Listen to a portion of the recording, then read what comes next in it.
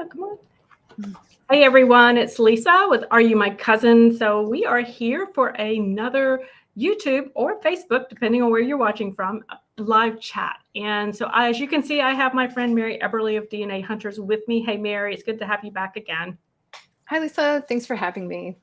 Oh, always a pleasure to have Mary on here to have some good old DNA chat, because I learn as much as you do guys from Mary when it comes to DNA. All right, so before we really dive into today's topic and kind of give everybody just a moment to get in, I want to welcome everybody. I see we have folks from Ohio and Canada, the eastern shores of Maryland, Texas. Whoa, it's going by really fast, guys.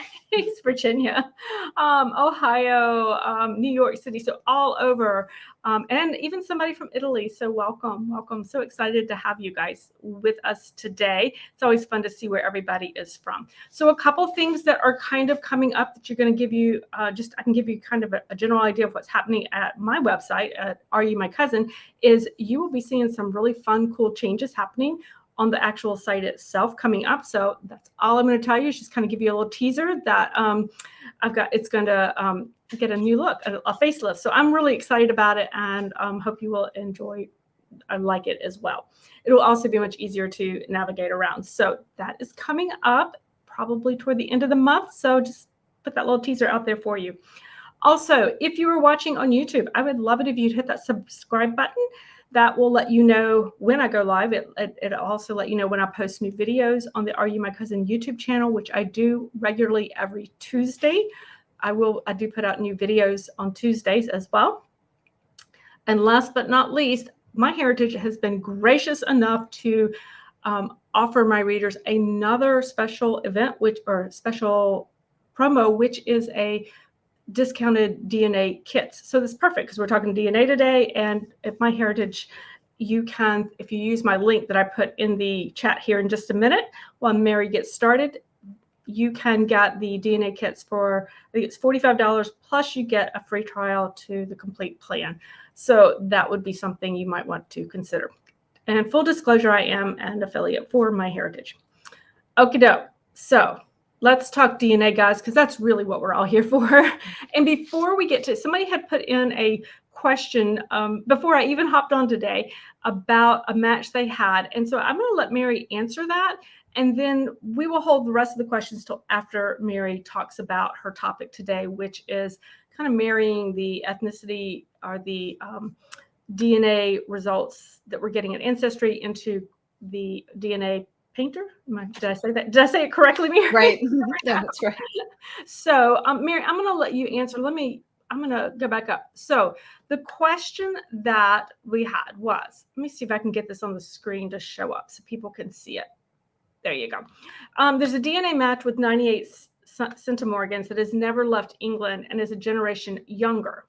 But all of his relatives are here in the US in the 1700s. So what is the next step, or how do you go about figuring that out when you have this unusual result? Because that would, like me, that would take me by surprise as well.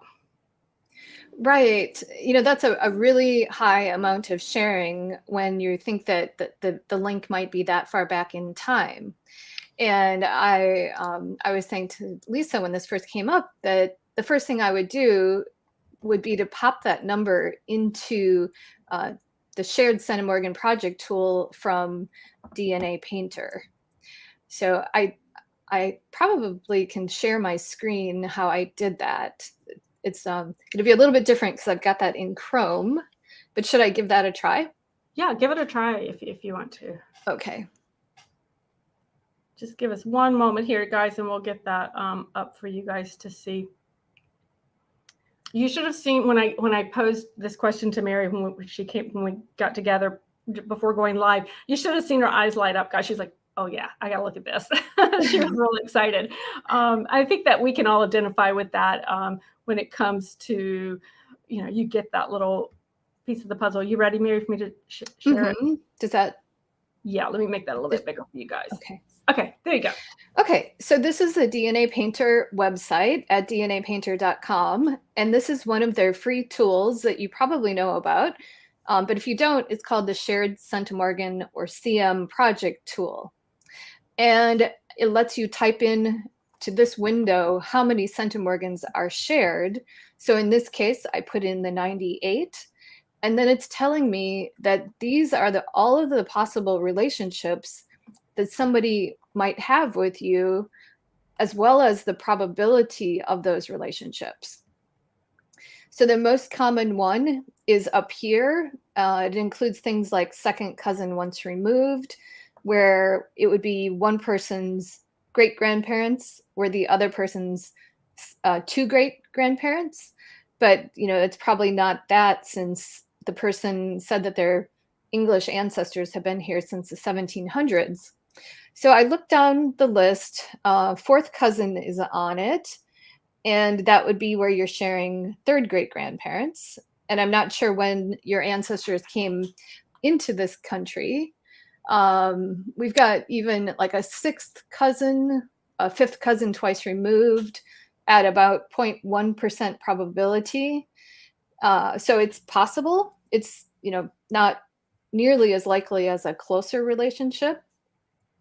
So that is where I would start, would be thinking about, what does that 98 centimorgan sharing represent? Meaning, how could we be related? And Lisa, I know you brought up a good point about having these matches to people in the old world. So, right. Let me come back to us here. Okay. Yes. So one of the things that I know that I have forgotten to take into consideration at times is that I call it my grass is not always greener theory. That sometimes when our ancestors, like you, my ancestors came over in the early 1700s, or many of them did, but sometimes I forget that, I might share DNA with somebody in England. My dad actually had a match, and we still haven't figured out the match, but it dawned on me that it's possible one of those, maybe we share a, say, third great grandparent, but maybe one of their children actually went back, did not stay here in the US, but actually went back, and it just may not be one I've discovered. So I do see this sometimes in research, is that just because we tend to think our ancestors came over and they stayed, and maybe our direct line did, but those collaterals, maybe somebody in the family didn't stay and they went back to England or went back to the old country. So it could be, that could be a possibility for why you're getting matches maybe someplace you wouldn't normally expect. Mm-hmm. Right. That's a really good point. To think about all of the possibilities within that framework of what are the possible relationships within, for that amount of shared DNA. And I did put the link to DNA Painter in the chat or in the comments on both YouTube and Facebook, guys. So if you're watching there, you'll find that there. And Mary, I realized I did not even actually formally introduce Mary here. So if we have those who are new to, perhaps this is your first time you've been joining me on the Are You My Cousin YouTube or Facebook live stream. I am Lisa, and I am the genealogist over at Are You My Cousin. And Mary is a DNA expert and genealogist with DNA Hunters. And I'll get her link to in the comments as well below. And so I am not a DNA expert. I know just enough to kind of get myself started and then get myself into probably some trouble. But Mary's my go-to person when it comes to DNA. And so she graciously comes on with me and shares her knowledge with you guys so that I could not lead you astray. But anyway, so Mary, I'm going to let you take it away from at this point, if you'd like, and we'll jump into your topic for today. Sure. Well, thanks again for having me, Lisa, and thanks everybody for joining us today on the live and also on the recording. And today I'd like to share with you. Is that you? Information. It's me. Okay. Oh no. They are live, guys, if you haven't noticed. I assume they're testing our. Do you need to go check on something? Fire alarm system. Yeah. Yeah, I think I'll go check on that. Okay, you go check on that. Mary and I'm going to, yeah. All right, go. Okay, guys, so Mary has had if you're joining, Mary had a fire alarm just go off in her house, and we are live. So she has gone to check on that, and hopefully everything is just fine, but she's gone to check on that. And we'll just kind of ad lib for a bit here while we wait for her to come back. So while we are waiting for Mary to join us, I thought one of the things that might be interesting would be to share with you. I'll share with you a couple of my favorite tools. I know Mary has been talking about DNA Painter, but let's kind of step away from DNA for the moment, since that is not a topic that I teach on or that I'm an expert on. And I'll share with you a few of my favorite genealogy research tools that get me into the heads of my ancestors. So as we were talking about earlier about our ancestors who maybe they came over and maybe they were just here for a business, maybe they were just here for a while and then went back. Maybe they didn't like it here and went back. Then how does that open us up? It's part of the social history. It may be the reasons they came over. We see this with, or I've seen this sometimes when I've done some research into Eastern European immigrants over into the US, and then what their life was like here and what drove them to either stay or what was the motivating factor that drove them back, and then what they had to face when they returned home. And we have to understand our ancestors. You've heard me talk about a lot getting into the heads of our ancestors and really understanding what they're thinking and why they do what they do. And we have to understand them at that level so that we can then start to find those records. We can start to kind of figure out maybe what's happening with them. So one of the tools that I like to use is actually called Archive Grid. You guys have probably heard me talk about this. And it is a search aid for special collections around the world. And so it's an opportunity to go in there and actually search for special papers. One of the things you've probably heard me talk a lot about is, are you really sure there's not a family Bible in your family? It's a great way to discover new avenues of research. I have discovered family Bibles I never knew existed because they didn't come down my line. I find them there at Archive Grid. Now, the other thing that I really enjoy doing is I'm a big reader, and I think many of us as researchers are big readers. Let me grab something off my bookshelf right here on my left. This one. And this one. Okay. So I read a lot, and I do that because, one, I love to read, but I also want to make sure that I'm understanding my ancestors. I struggle with Irish ancestry. I struggle with researching my Irish ancestors. It's a fairly thin line, to be quite honest. I know of one direct immigrant that came over. She is a woman, so here I have an Irish immigrant with a very common Irish name, and I don't know how to, I can't connect her back. And a lot of oral history and not many records because she's a female. So one of the things I read, and this may show up backwards for you guys, it's called Aaron's Daughters in America. So this is a book. It's a really fabulous book, and it talks about Irish women. It talks about what life was like before they came over. It talks about their motivations for why they came over. It talks about what their life looked like when their feet hit the U.S. soil and they came to America. It talks about what life looked like for them at that moment in time and why they did. So I had assumed that, my ancestor came over. She was supposedly newly widowed, though I have not 100% sure about that. She may have been. But her story was not fitting the typical life of a newly arrived Irish immigrant young woman. Typically, they didn't actually marry till much later because they had to earn money, and they were earning money to send back home. And when they got married, they stopped working, and then the money would not be sent back home. And so that might keep other individuals in the family from coming over. So when I understood that and that told me I had to start widening my dates, my marriage date range. I was looking at a very refined small date time period, and I really needed to expand it because I realized she could have been much older than I realized when she married. So those are the kinds of things that you pick up when you read books. Another really good one, if you do Eastern European Jewish research for your immigrants that were here in America, the Bento Brief another fabulous book. It's 60 years of letters that were written to the Daily Forward, the Jewish Daily Forward, which was the Jewish newspaper there in New York City. And it's an advice column, basically.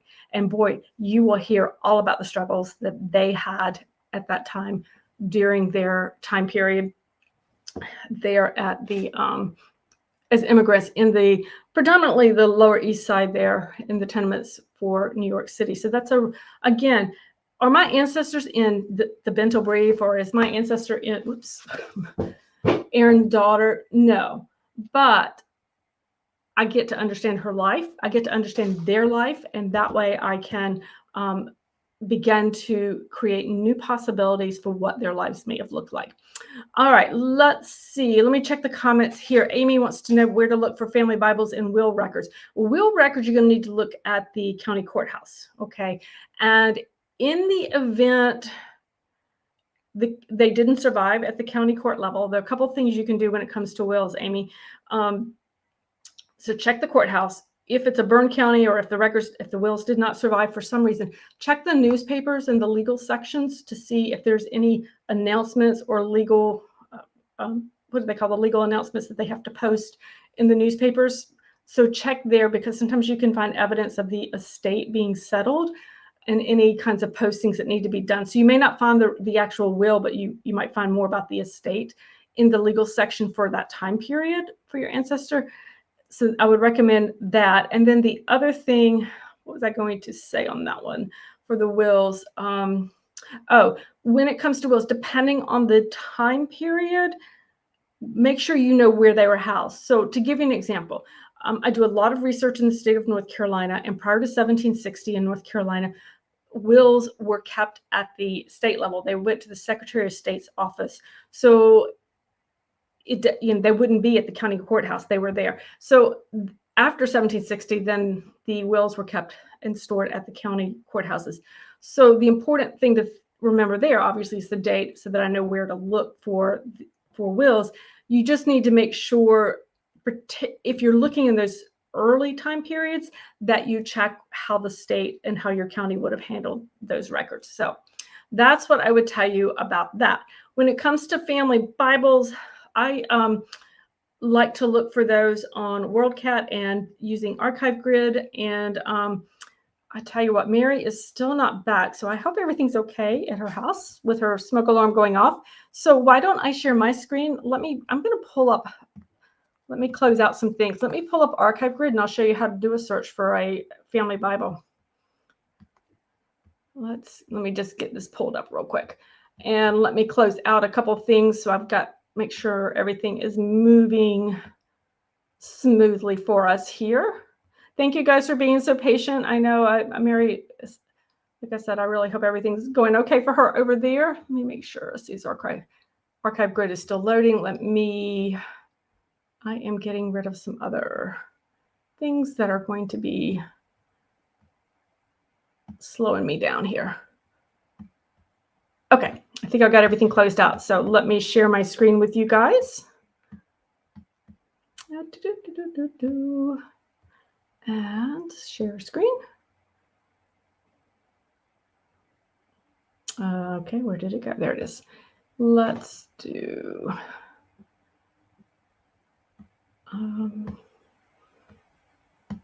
Okay, I think we are good, guys.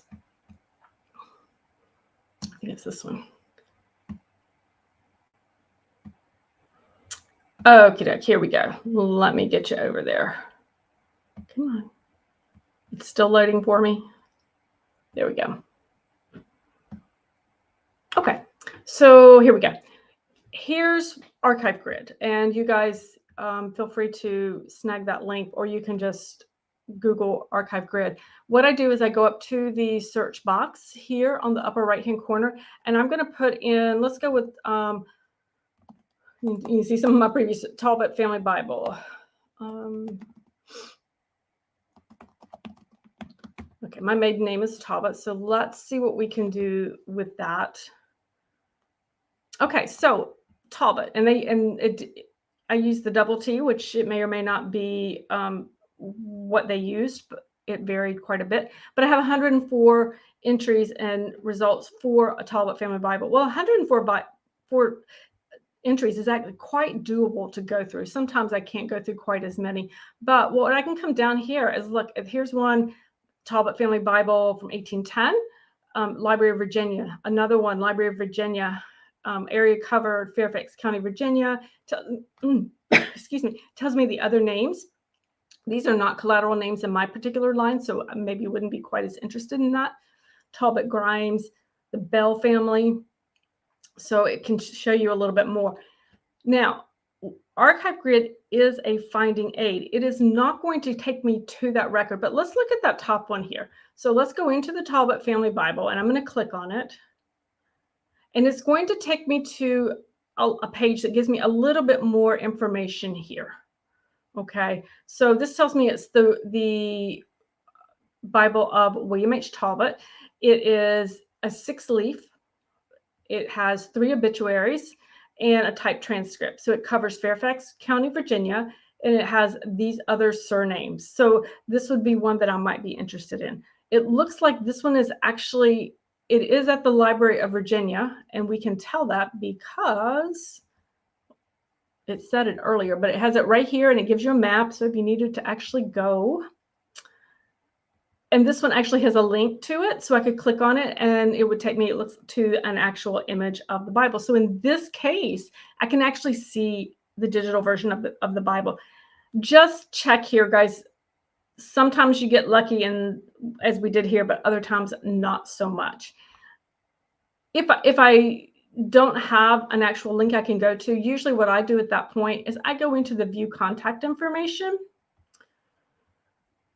and it's taking me over to the information page, and then I would actually just reach out to the library. That's going to be slow.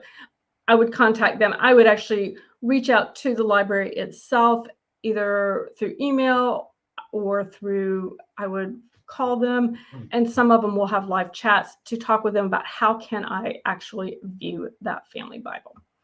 Okay, so let me stop sharing. So Amy, that's how I actually search for family Bibles. I search, we'll go through those. Like I said, sometimes you get lucky and we'll find that, other times not so much with that. Is the Archive Grid just for the USA? No, Barbie, it's not. It's actually, it covers literally around the world. Predominantly, it does cover just the US. The bulk of the repositories that it uses, that it covers, is in the US. But if I remember correctly, they are now up to, I want to say 1,700 I'll go back and check. 1,700 repositories that they cover. So I think they are up quite a bit, and they are continuing to grow their collection. And they have, they're associated with over 1,400 archival institutions, and they have over 7 million records that describe, or 7 million archival entries that they cover. So yes, predominantly it is in the US, but definitely around the world, Australia, Europe, the whole bit, the UK. So what is the beauty of that? It's kind of a little bit of one-stop shopping, not completely, but it would be very difficult to find a family Bible. I came across a family Bible, or excuse me, not a family Bible, some family papers that I was interested in. I was actually preparing for a talk that I was doing in my hometown, and I went to Archive Grid, and I thought, well, let me just see what kind of special papers I could find.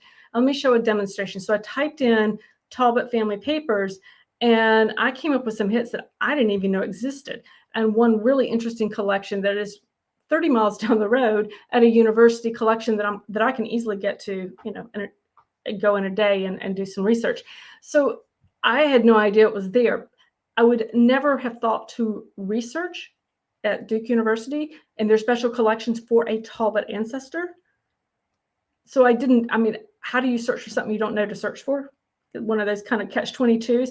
But by using Archive Grid, it identified and was in quite a bit of detail of what was in the collection, that here's a set of papers I never even thought to look for, but that it could potentially help me. So that would be my favorite idea as well. Do I have a list of favorite best search areas for different searches. Favorite search type things. Not so much. I think I use Archive Grid a lot. Every single research project, I could say I probably use Archive Grid. I also use Google Books. Remember talking about books like this. Sometimes I have quite a large collection in my Google Books library that I can read on. Have a lot of church histories there. I have a lot of county histories there. Again, trying to discover a county and why people may be settled in that county. What was the makeup of that county? Why were they there? Because if I can understand why they're there, then I can find clues. Did an ancestor go and settle in a county because he had a specific job that required, and he was able to work there? Maybe it was very specific type of work. And so therefore, that would give me a clue that if he had a specific work, then maybe I could find him in another area doing similar work, or maybe that's the same work he was doing back before he immigrated over to the US. So one example of that would be in researching one of my husband's sides of the family, where his ancestor, I just went back a generation or two, and we found shoemakers. They made a lot of shoes, and they were leather workers. So some of the families were like the leather cutters, others were lacers, but they all kind of had some hand in the shoemaking industry. Well, when I tracked them, because they were fairly recent immigrants into the US, when I tracked them back into England, what I found, I wasn't 100% sure I had the right people. And then but when I started looking at the family unit, we had the leather cutter, we had the shoemakers again. Here, everybody in the household and the people that they were living with, which was a collateral family, were all involved in the shoemaking industry of some point. So it supported the fact that I had the correct family there. So that is why I get so into the heads of my ancestors. That is why I get into reading about the county, reading about the location, reading about why people did what they did at a certain time. No, it doesn't tell me my ancestor, but it does help me to build those other clues about what's going on. Okay, I think Mary's back. So let me see if she can join us. Thank you so much, guys, for kind of staying with us, staying with me here, and just kind of going with the flow, literally.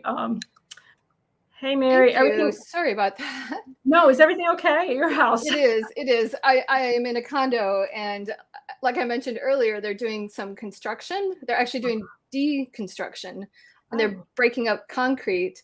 And the dust from the concrete set off the smoke detector. Oh no! In the right next to it on the inside of the building. So oh my gosh. Well, I'm thankful that everything is okay. We've just had a lovely discussion about how to use Archive Grid to find special family papers and family Bibles, and we've discussed using social history and Google Books. So all right, okay. I'll turn it back over to Mary now. We're going to resume our DNA talk here. I honestly can't remember quite where we were, Mary. I think we were just getting started. So right. So I was saying that I wanted to talk today about this new feature at Ancestry that paints your ethnicity estimates onto your chromosomes. So this is a brand new feature, and I'm going to, for the first time, do some screen sharing and real live be in my account, because the information I'm going to share with you, it just concerns me, and I'm comfortable with that. But we always want to not share our matches, so this has nothing to do with my matches. Sounds good. Let me do the screen sharing. We've already been living dangerously, so the screen sharing is just fine. It's crazy. It's crazy. And like, I'm a board member, so right, like I'm the one that has to talk to everybody, including the fire department, which came. Oh, yeah, because they're the only ones that can shut it off. Gotcha. Okay, so I'm going to screen share a window, and then my DNA origins. Oh, my cat. I don't know if you can hear my cat. that alarm is so loud that it really scares I was them. gonna say, I think the cats are probably a little traumatized. Yeah. Okay, Mary, we have got you Okay. sharing and your screen is up. Okay, great. So this is my Ancestry account, and it is under DNA Story. So DNA Story is their word for ethnicity estimates. And they've always done this map view where they highlight where they think your roots are on the map. And what's new is this happened a little while ago, was that they're breaking down your ethnicity. You are 100%, and then they break it down into parent 1 on the left and parent 2 on the right. And if you go to if you know which one is your mom, you can change parent 1 or parent 2 to your mom. And that will put the other one as your father. So maybe something that your father uniquely has that your mother doesn't, and you can assign that parent 1, parent 2 to your specific parents. So the default doesn't necessarily mean, is the default always like parent 1 is the father and parent 2 is the mother, or is there no real correlation there? No, if you it just says parent 1, and I clicked on view breakdown. Mm-hmm. So here's another view of that where I have, there's a place where it lets you edit, maybe here. Right here it says edit parents. So I could go in and I could say, I thought that I thought this was my maternal side and it's really my paternal side. Gotcha. Or I'm not sure, but initially it'll say parent 1, parent 2. Okay. I am lucky in that I know I have a Norwegian great-grandfather, and he is a maternal Norwegian great-grandfather. And that just seems to be a real kind of very clear-cut thing in terms of ethnicities. Sometimes they'll call that Scandinavian and not Norwegian. But for me, for Ancestry, they do have this Norwegian category. So I've got 22% coming from one side, which ultimately I said, that's my maternal side. I've got 0% coming from my paternal, and then together that leaves 22% in me. So I know not everyone, like we were talking about before, not everybody has these distinct heritages in their parents. But if you do, then this allows you to assign the specific parent to one side or the other. Right. So I thought this was interesting because, so I did that. And there is some French, and I say that in quotation marks, some French heritage on my dad's side. And that now is over here, my 12%, over here under my dad's side. And I say in quotation marks because these were people in the very German region of France. So it's always debatable, are these people really ethnically French or are they German? But it seems like they're coming up pretty strongly French and from his side. So I thought that was really nice and clean. That there's some things, however, that aren't so clean. So for example, the Sweden and Denmark, supposedly on my father's side, I don't know why that is. I don't know. I've got some German and some Luxembourgian heritage on my dad's side, but maybe that's why that's lighting up. And Scotland too. Gosh, it's on both parents, and I like on my family tree, I've never seen anyone living in Scotland. So it's not perfect, but it's some information that we can use. The brand new thing is that this chromosome painter part. And if you click on Explore Now, it's going to put those ethnicities onto specific chromosomes of yours. And we are able to look at one parent at a time. So this would be my maternal. Mm-hmm. And then we can also look at specific heritages. So we've got Finland on my mom's, well, it's my chromosome 17, but my maternal chromosome 17. Mm-hmm. And that's another mystery that I don't know if you go back far enough on some line, you'll end up in Finland, or if maybe just they haven't separated those populations out correctly. Yeah. Right. So I wanted to go back to the Norway. So if you click on, if I highlight Norway, they're painting quite a bit. You know, it's supposed to be 22% of my DNA, they're saying, is Norwegian. You know, all of 1, all of 3, all of 6, and so on, you know, parts of other chromosomes.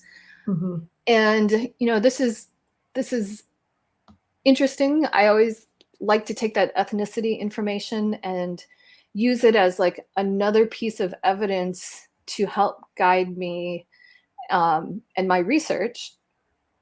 And at the same time, this is a little bit high. Like if I have a great grandfather, then it should be closer to 12.5%. Mm-hmm. So I do think they're kind of over labeling. Although then, like, you throw in the history of, you know, if you have, for example, German heritage or English heritage, is that really picking up people from Norway who, during the Viking era, came into those countries? Mm-hmm. You know, it's this whole, you know, it's very complicated, right? Right. Oh, yeah, definitely. But on the continental level, it's very accurate. Like to say, this says I'm 100% European. I'll show you in a little bit that 23andMe actually has a little bit of Asian heritage for me. Mm-hmm. But so this is really interesting. But, you know, the weird thing is that Ancestry doesn't give us any segment data for our matches, right? They just say, like, this person matches you 98 centimorgans. We think they're your second cousin once removed, blah, blah, blah. But they don't show you where exactly you're matching. You know, where Mm-hmm. are those 98 centimorgans? And in addition, for these segments, they're not telling you exactly where the start and stop points are. Mm-hmm. So on chromosome, let's go back up to 1, you know, it would be the full thing. So that one's easy. But chromosome 2, all I know is it's over on the right side.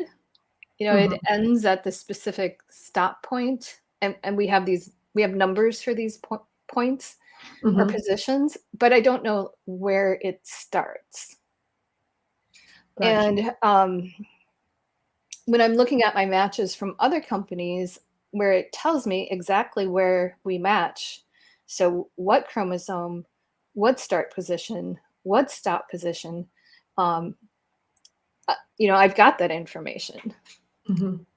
So what was really amazing was that the DNA painter person, Johnny Pearl, he pretty quickly developed a tool for collecting this information. And he's got instructions on it on DNA Painter, but you're basically bringing up the screen, doing copy all, or Control A, which means all, and then Control C for copy. Mm-hmm. And then you go over into his brand new tool at DNA Painter. So we've, and this is inside that tool, but it's basically called chromosome painting at Ancestry, and then it's got a little new term next to it. And you go in and you can paste all that information that you copied from Ancestry.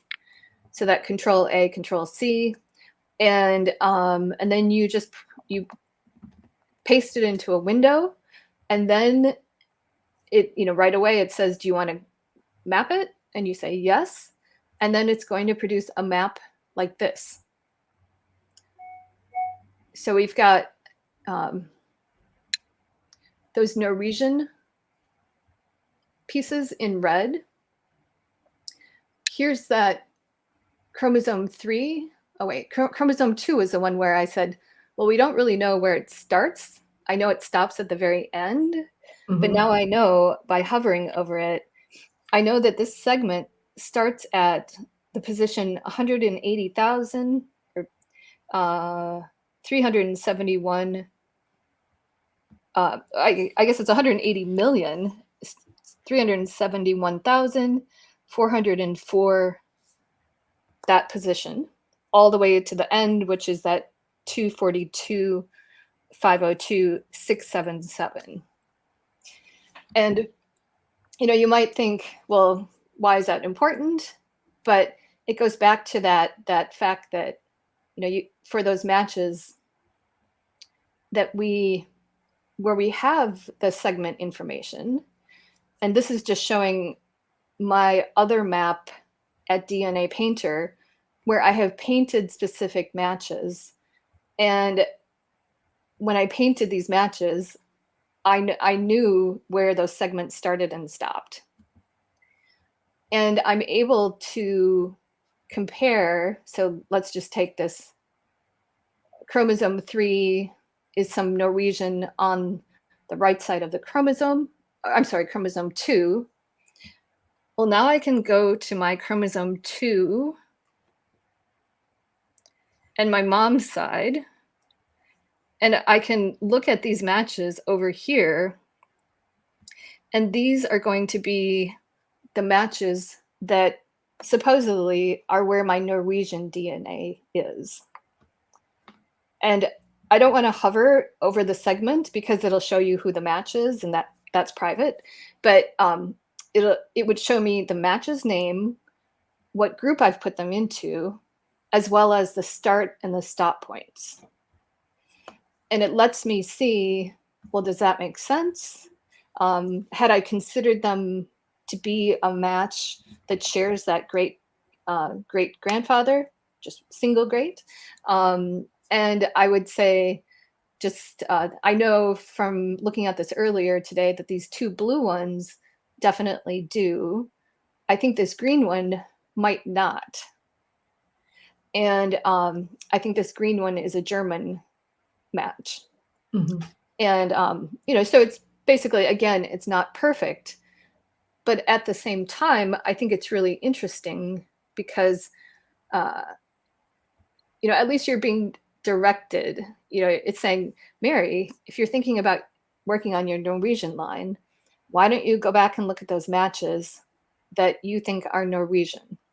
Because, those are the ones that might have more information than you do.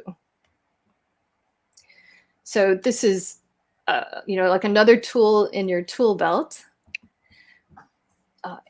And it's interesting because this is a new tool for Ancestry, but 23andMe and Family Tree DNA have been showing this ethnicity on a chromosome by chromosome basis for a while. And I was able to pull up my 23andMe information. And I do have all of this in a handout for everyone. But I'll put that handout, guys, in the chat for you guys. Thank you. Thanks. So this is my 23andMe ethnicity estimate, and I have highlighted my Norwegian segments. This is interesting. This is actually lower. This is saying in the Scandinavian category, I have 4.7% Scandinavian. So if that's a little bit low, it should be closer to 12.5 if I have a great grandfather. So this is an underestimate of where my Norwegian DNA lies. It's interesting because the other one is an overestimate. Ancestry said my full chromosome 1 was Norwegian. And in contrast, 23andMe says no, just part of it is Norwegian. And then, there are no full chromosomes and just these 3 other relatively small segments. And that's it. If you go all the way down, those are the only places where 23andMe is saying that these are the segments of DNA that they associate with my Norwegian heritage. So this, I'm sorry. I was just saying interesting. Yeah, it's everyone always is wondering, like, what is the most accurate in terms of ethnicity estimates? And a lot of people say 23andMe. And I think it's really hard to say, to answer that question. I do know that Ancestry is going to update their ethnicity estimates sometime this month, supposedly. So we'll go through another update. And it would be good to check back when that is done. This is also where I show a little bit. Let's see if it's going to show me. I've logged out. Okay. I have, remember I was saying I have a little bit of Asian. And this is Anatolia. So I would say like Turkey, that area. And we've got it on chromosome 3. And my parents haven't been tested at 23andMe, which means that 23andMe doesn't know, is this her mom or her dad? And they actually don't even know, is it parent 1 or parent 2? And every single pair of chromosomes is randomly distributed to your parents. And one little trick you can do, so this is chromosome 3, and I was thinking, this is interesting. What does this make me think about? And I was thinking, well, it could be on my dad's side, and there is some possible Jewish heritage, and maybe that's what's reflected. Oh, yeah. And so I was kind of picking through. That's the top of chromosome 3. And I'll cut to the chase, which is the Eastern European. So I'm highlighting that, Eastern European. That is also on the top of chromosome 3. And I have assigned that heritage to my father, which means that Asian heritage, in quotation marks again, but that is also on my father's side. Just because this Eastern European is on my dad's side, which I know, and then this kind of surprise, West Asian, is also on that top of chromosome 3. Yeah. So that let me assign it to my dad. So you're also able to put this information into, I'll just show you my Norwegian once again, right here on my mom's. And you can put this information into DNA Painter. So this is showing that pattern. And DNA Painter does a really great job of explaining like how you do this. Like, it's like step 1, step 2, step 3, and it's pretty straightforward. So I've shared a couple of different links for DNA Painter and where they have a post that explains these tools. And this is another piece of information that I use when I'm trying to figure out my mysteries in my tree. Yeah, definitely. I want to reiterate that DNA Painter does a great job of how to, copy and paste over that kind of thing. They do a really good job where you can, their blog posts do a lot of step-by-step screenshot kind of things going on. So that's good. So we had a couple questions in here. Let me get back up a little bit here. So we had a question. Is Ancestry making some sort of assumption when it shows two parents, but her dad's was never tested, but the mom's was? So if one parent was tested, or that, how is Ancestry? I mean, are they just making that assumption that if they match, the others have to be the other parent? Right. If you have one parent tested, that makes it very easy for them, right? I didn't have either of my parents test before they passed away. So what Ancestry did was just say, like, this is DNA from a specific group, and they kind of read from left to right, and they're saying like, oh, this looks Norwegian. Oh, it's starting to look German. Is that from the same parent, or is that contributed from the other parent? So they've got an algorithm to assess what they're seeing and try to make sense of it. Okay, that makes sense. And then Catherine was asking, are you surprised that so many full chromosomes are being painted as an ethnicity instead of shorter segments? Yeah. Yes. I am surprised. I don't think that's accurate. I think it's kind of it is their beta version in their defense. So their beta version of this brand new tool. I know that Leah LaPearl Larkin also noted that Ancestry is tending to just say like, okay, the whole chromosome is one thing, whereas over on 23andMe, they're breaking it into smaller pieces. So yes, I was surprised.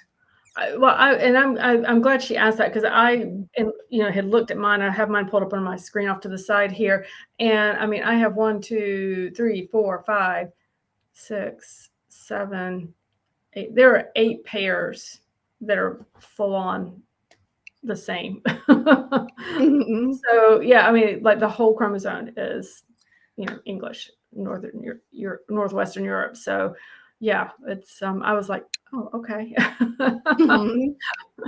We know my ethnicity now. Okay, and let's see, there was one more. I know it was a little further down. Oh, okay. Is there a difference in estimates based on other people that have tested with that particular company? Oh, I mean, is the difference in estimates based on other people that have tested with that company? I think you were in 23andMe when this one popped in. Okay. They say that companies create their ethnicity estimates based on their algorithm, which is going to be unique to that company, and their reference panel, meaning the company's collection of people that they have as representatives. So that, that's the starting point, and that's the way it was for a really, really long time. We now have been giving Ancestry some information about our DNA matches, or at least some of us have, because they have that new feature that says, do you know who this match is? And if you say, oh, well, I do, and then they say, well, is it on your mom's side or your dad's side? And you put that in, and then they let you put in, what is the relationship?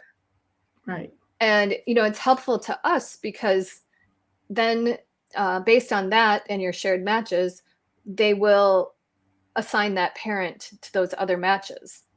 Okay. But I think that, they've used some of that information for this tool. Okay.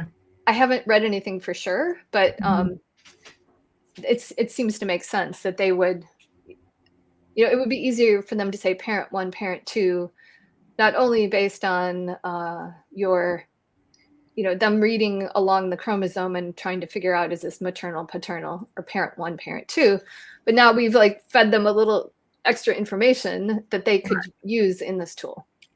Gotcha. So somebody Barbie put in there, looks like she's got some conflicting information. So she has an uncle who tested Ancestry, and the info sent first is okay, let me see if I read this right. This is the info sent first. It's the second cousin with 10% shared DNA. So 732 centimorgans over 24. But then on the email they got, says it was her half uncle. Okay, so a first cousin on average would share like 850 to 900. Okay. But that is also how much DNA a half uncle would share. Okay, so it could be either one. It could be either one. Okay, Right. gotcha. All right. Well, thank you so much for rolling with it today. Yeah. Well, thank you, and thanks everybody. And share. And this is, I was so excited about this one today, guys, too, because I knew this was here. I just hadn't had a chance to really look at it and really think through it yet. So I'm excited to play around with it some more myself on this. So thank you so much, and thank you guys for watching and enjoying an impromptu off the cuff teaching on social history and archive grid. So but yes, so thank you, Mary. You have a handout. I put the link to the handout is in the comment section, so you guys can pull that up, and I will put that in the description for the YouTube when we're done here. And I think we will see you next month when Mary joins us again to do another YouTube, Facebook Live here on a DNA topic. So thank you again so much for joining us. Thank you, Mary. I really appreciate it. And we'll see you next month, guys. Bye. Bye-bye.